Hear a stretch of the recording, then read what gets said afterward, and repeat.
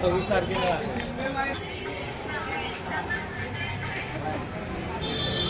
Video काढा, बातमी येईल बातमी. बघा जरा.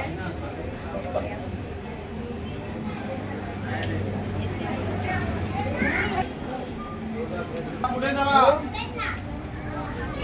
कोणत्या समस्याला आपल्याला सामोरं जावं लागत आहे आणि आपण लाईन मध्ये कधी बसून उभे आहात? गेले मी 2-2.5 घंटे इथे उभे आहे आणि इथले अधिकारी जे ते वेगवेगळे स्टेटमेंट देतात.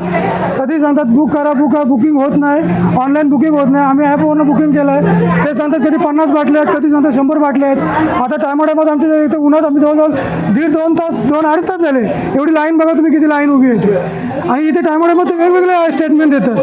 कधी सांगतात भेटेल, कधी सांगतात नाही भेटणार. तरी ते जनता खूप इथे त्रास झालेला आहे. टंचाईमुळे आपल्याला कोणत्या समस्याला सामोरं जावं लागत आहे? काय त्रास होत आहे? खूप त्रास होत आहे. उन्हाचा भडका चालू आहे. लाईनमध्ये 2 तास थांबलो आम्ही, पण गॅस काही मिळतच नाही.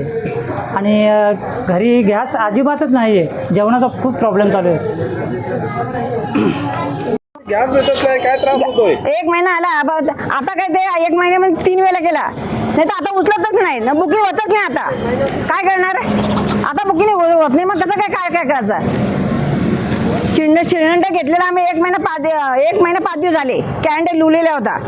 माझ्या सुजन तिकडून फोन केला, 1 महिना 5 दिवस झाले आपल्या सिलेंडरला, आणि बुकिंग केलेले झाले 1 महिना. जेवढे 1 महिना 5 दिवस ते पण झाले बोलते. दुसरा 2 सिलेंडर माझे ना, तर एक तर द्या मला, 2 नका, एक तर द्या.